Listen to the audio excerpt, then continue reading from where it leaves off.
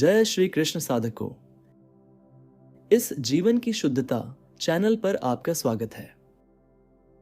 आत्मा क्या है और आत्मा क्या नहीं है, इस वीडियो में हम जानेंगे कि साधक को किससे आत्मा यानी स्वरूप नहीं मानना है और किस तरह अपने ही वास्तविक आत्मा यानी ब्रह्म स्वरूप का ज्ञान प्राप्त करना है। लोग माया के कारण जो आत्मा नहीं है, अनात्मा है, उसे अपना आत्मा मानकर जीवन व्यतीत करते हैं। लोग जो अनात्मा को ही आत्मा मानने की भूल कर रहे हैं, जो वास्तविक स्वरूप है उसे नकार कर, उससे सब संबंध तोड़कर, जो स्वरूप नहीं है, स्वरूप की छाया मात्र भी नहीं है, उसे स्वरूप बना बैठे हैं, जिस कारण वे महान भ्रम में जीवन व्यतीत करते हैं। उन्हें स्वयं का कोई ज्ञान नहीं होता, इस संसार का ज्ञान नहीं होता। वो इस संसार में क्यों है, उन्हें क्या करना है, क्या पाना है, कुछ पता नहीं होता है और अपने ही लालच के कारण कांटे में फंसी मछली की तरह उनका जीवन इस घोर अंधकार में ठगा जाता है। और ये काम कोई और नहीं करता, बल्कि वो स्वयं अज्ञान को प्रमुख बनाकर ये काम करते हैं, ये जानते हुए भी कि शरीर रेत के महल के तरह कमजोर है, रिश्ते धागों की तरह कच्चे हैं, सुख क्षणिक है, फिर भी ये उन्हें नित्य रहने वाला और सुख देने वाला समझते हैं और जो परम आनंद चैतन्य आत्म स्वरूप है उसे खो बैठते हैं। ये ऐसा है जैसे कोई व्यक्ति सुरक्षित किनारे को छोड़कर एक टूटी फूटी नाव में बैठकर विकराल लहरों वाले महासागर में यात्रा करे, ये जानकर भी कि वो नाव जल्दी ही टूट जाएंगी, और फिर भी वे उस नाव से ये उम्मीद रखे कि मैं इस नाव के सहारे इस भयंकर लहरों वाले महासागर में सुरक्षित रहूंगा और लक्ष्य तक पहुंच जाऊंगा। लेकिन वास्तविकता तो ये है कि अभी वह जहां खड़ा है वहीं उसका लक्ष्य प्राप्त हो सकता है, जीवन सार्थक हो सकता है। महासागर में उतरने की कोई आवश्यकता ही नहीं, महासागर में और कोई किनारा है ही नहीं, बस एक किनारा है, उसे भी किसी और किनारे के लालच में अगर छोड़ दिया तो समुद्र में डूबना पक्का है। अनात्मा को आत्मा मानना अनुचित ही है, ये भटकाने वाला भ्रम है। इस भ्रम के बंधन से मुक्त होना ही सच्चा उद्धार है, जिसके बाद में धर्म ही व्यक्ति का स्वभाव हो जाता है। जो त्रिगुणात्मक माया का शिकार होकर अनात्मा को आत्मा बना लेते हैं, वे अनात्मा ही हो जाते हैं। इसी कारण दुख स्वरूप संसार में उत्पत्ति होती है। मैं शरीर के जन्म मरण के चक्र की बात नहीं कर रहा हूँ, वो एक अलग सिद्धांत है। मैं उत्पत्ति की बात कर रहा हूँ। अगर आप ऐसा मान बैठे हैं कि आपका जन्म हुआ है, तो ये वैसा नहीं है जैसा लगता है। जन्म आपका नहीं हुआ, प्रकृति का हुआ था और उसके बाद आपकी उत्पत्ति हुई है। जन्म पहले होता है और जन्म के कुछ सालों बाद उत्पत्ति होती है।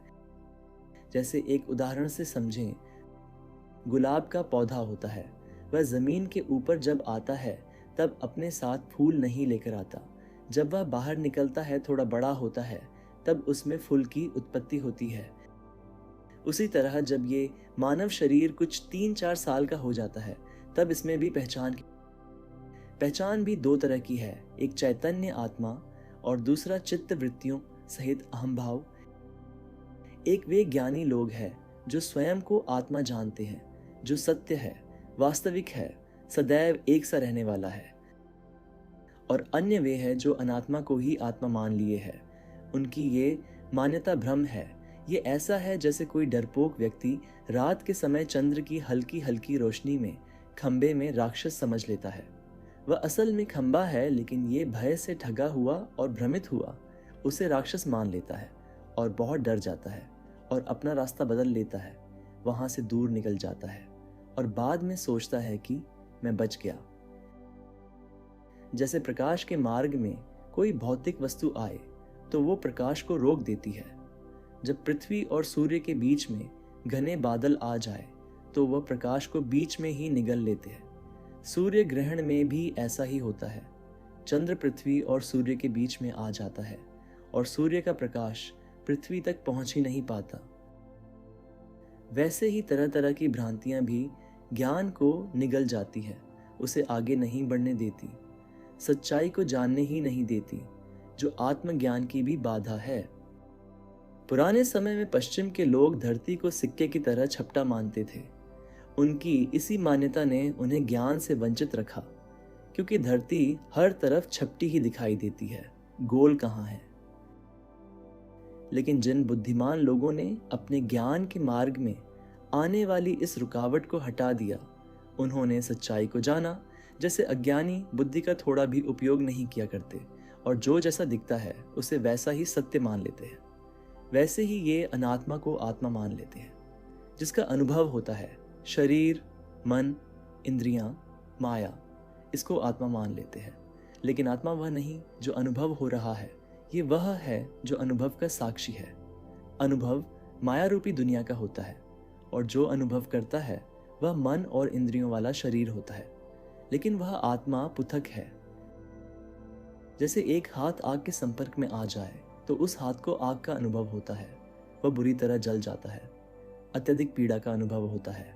लेकिन वही दूसरे हाथ को नहीं होता है, क्योंकि एक हाथ दूसरे से अलग है। उसी तरह शरीर और मन के साथ जो होता है उसका आत्मा पर कोई असर नहीं होता। न उसे मन की तरह सुख होता और न दुख, न भय, न राग, न क्रोध। वह नित्य आनंद स्वरूप सदा एक जैसा रहने वाला है। साधकों, ये मैं आपको उदाहरणों से समझाने का प्रयत्न कर रहा हूं कि कैसे लोग जो आत्मा नहीं है उसे ही आत्मा माने हुए घूमते हैं। आत्मज्ञान कोई ऐसा ज्ञान नहीं है जिससे आपको नया कुछ पता चल जाए, बल्कि यह ऐसा है कि जो आपके पास पहले से ही है, आपको उसकी ही सच्चाई पता चल जाएंगी। जो आत्मा नहीं है उसे अनात्मा की तरह ही जाना जाएगा, और जो आत्मा है वह सबको अनात्मा जानकर शेष रह जाएगा। शरीर आत्मा नहीं, क्योंकि इसका अनुभव होता है, इसलिए ये एक दूसरी चीज है। विचार आत्मा नहीं, क्योंकि ये भी जाने जा सकते हैं, इसका भी अनुभव है। जो जाना जा सकता है वह भी दूसरी चीज है। विचारों को बदला और रोका भी जा सकता है। मन भी आत्मा नहीं, क्योंकि ये भी जाना जा सकता है कैसी स्थिति में ये कैसे प्रतिक्रिया करता है।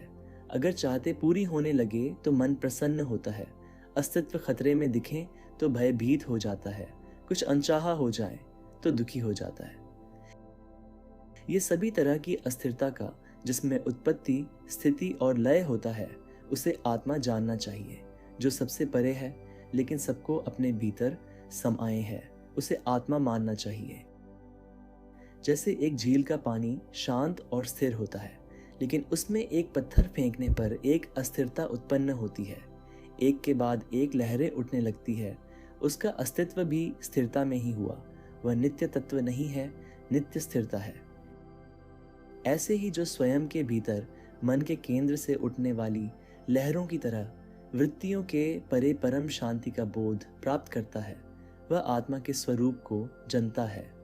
ज्यादातर लोग मन के इस उत्तेजक वृत्तियों को ही आत्मा मानते हैं, लेकिन ऐसा नहीं है। ये क्षणिक होते हैं। जैसे व्यक्ति कभी थोड़ा समय भी उदास नहीं रह सकता। वह कहता है कि मैं उदास हूँ, और कोई इंद्रियों को तृप्त करने वाला कार्य करने लग जाता है। जब कुछ अनचाहा घटित हो जाता है तो कहता है मैं दुखी हूँ, और दुख को कम करने के लिए कुछ करने लग जाता है। कभी कहता है मैं भयभीत हूँ, और सुरक्षा का प्रबंध करने लग जाता है। ये लहरें आती जाती रहती हैं, जो कभी होती है और कभी नहीं होती। बहुत जल्दी इसका स्वरूप बदल जाता है। ये आत्मा कैसे हो सकता है? ये अनात्मा है। माया के परे पवित्र आत्मा क्या है? यह कोई गैर योगी बिना अनुभव के नहीं समझ सकता, लेकिन एक साधक विवेक के द्वारा यह अवश्य समझ सकता है कि आत्मा क्या नहीं है, और जो आत्मा नहीं है उससे मुक्त हो सकता है, जिसे अंततः वह आत्मज्ञान प्राप्त कर लेता है। इसे साधने के लिए साधना, श्रद्धा, भक्ति की आवश्यकता होती है। जो बुद्धिमान साधक है, जिज्ञासु है, वैराग्यवान है, वह इन लहरों के प्रवाह से नियंत्रण को खोकर तिनके की तरह बह नहीं जाते हैं। वे गहराई में होने वाले परम शांति से ऊपर की लहरों को भी शांत कर देते हैं, उसे रोक देते हैं। आत्मा वास्तविकता की एकता है। आस्तिक और नास्तिक दोनों का अस्तित्व इस ब्रह्मांड से भीतर है, जो एक ज्ञानी का स्वरूप है शुद्ध आत्मा, और एक अज्ञानी की निरंतर बदलने वाली पहचान अनात्मा वह ब्रह्मांड के भीतर ही है। अंतर सिर्फ इतना है कि ज्ञानी अपने स्वरूप को इतना बड़ा कर लेता है कि ये पूरा ब्रह्मांड, संपूर्ण अस्तित्व जितना भी है उसमें समा जाता है, लेकिन अज्ञानी इसमें सिर्फ कुछ गिने चुने विषय वस्तु ही रखता है। साधक को ये जानने की आवश्यकता नहीं है कि आत्मा कितनी बड़ी है, उसे ये जानना है कि मैंने उसे कितना छोटा कर दिया है। जिसमें अनंत ब्रह्मांड समा सकते हैं, इसने उसमें बस 1-2 घर, 10-20 लोग, शरीर, मन, इंद्रियां और कुछ विषय वस्तुओं को रख दिया है। और कुछ ऐसा भी जो बिना चाहे भी जबरदस्ती अंदर घुस जाता है, जैसे मृत्यु, अनावश्यक वस्तुओं का जन्म, रोग, वृद्धावस्था। ये इन्होंने नहीं चाहा था, लेकिन ब्रह्मांड ने इन्हें ये उनके साथ जबरदस्ती में दे दिया। जो कुछ भी जाना पहचाना जा सकता है वह आत्मा नहीं है, और जो सब कुछ जानने के बाद शेष रह जाता है, जिसे जाना नहीं जा सकता, जिसने सब कुछ जान लिया है, वह आत्मा है। जानने का अर्थ है विषय होना। जैसे दुनिया इंद्रियों से जानी जा सकती है, मन में उठने वाली उत्तेजनाओं को विचार से जाना जा सकता है, और विचार को बुद्धि से जाना जा सकता है। आप जो विचार करते हैं जानते ही हैं कि क्या विचार कर रहे हैं। आप स्वयं विचार कीजिए और देखिए क्या क्या है जो विषय है जिसे जाना जा सकता है, वह आत्मा में ही प्रकाशित होने वाला है। यानी वह आत्मा नहीं है, वह आत्मा का विषय है, और जो आत्मा का विषय है वह अनात्मा है। अनात्मा को आत्मा मानने के इस भ्रम से मुक्त हुआ एक योगी वास्तविकता को देखता है।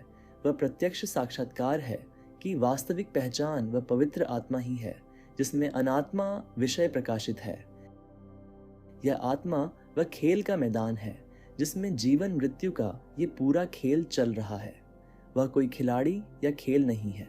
साधकों जैसे कि एक पर्दे पर कोई चित्र या दृश्य प्रदर्शित किया जाता है, इसमें जो कुछ भी दिखाई देता है, वह दुनिया, उसमें होने वाली घटनाएं, वह सब एक पर्दे के सीमा के अंदर ही होता है। उसी तरह यह दुनिया, मन, बुद्धि, विचार, इच्छाएं, कर्म, जन्म से लेकर बाल्यावस्था, कुमारावस्था, वृद्धावस्था और मृत्यु भी, जो कुछ भी है वह इस आत्मा में ही है।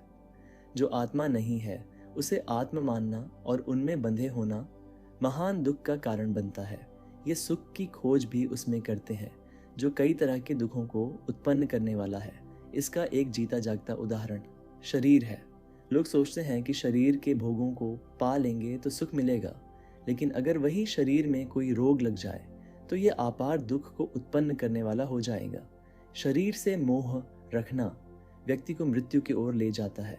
ये शरीर ही जीवन को बहुत छोटा कर देता है, और इस छोटे से जीवन में भी अज्ञानी 2-4 पल के सुख के लिए जीवन भर के दुख, चिंता, तनाव आदि को प्राप्त करते हैं।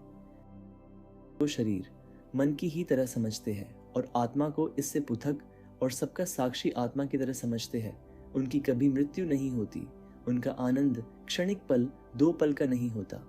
आत्मा को देह समझने वाले मूढ़ कभी आत्मज्ञान प्राप्त नहीं कर सकते। जैसे कोई बैल बिना रस्सी से बंधे होकर भी स्वयं को बंधा हुआ मानता है और एक जगह स्थिर खड़ा रहता है, वैसे ही ये लोगों की दशा है। वे आत्मा को शरीर मान लेते हैं। जो कुछ भी शरीर के लिए है, भोग विलास, सुख दुख, ये उनका जीवन होता है और विनाश उनकी मृत्यु होती है। उनका पूरा जीवन डर के साए में चलता है। लेकिन योगी जो आत्म जागरूक है, उनका सुख भोग विलास से मुक्त होता है। उनका सुख इस संसार से मुक्त होता है। वे नित्य आनंद प्राप्त करते हैं। वे आत्मा को नित्य रहने वाला और शरीर को किसी भी समय नाश होना वाला जानते, जिससे वे निर्भय पद को प्राप्त हो जाते हैं। देहात्म बुद्धि वाले संसार में उत्पन्न होते ही मृत्यु के जाल में फंसे होते हैं और एक दिन मृत्यु उनका हरण कर लेती है। लेकिन वे योगी मृत्यु का शिकार होने से पहले ही उसके जाल से मुक्त हो जाते हैं, जिससे वे अमृतत्व को प्राप्त हो जाते हैं।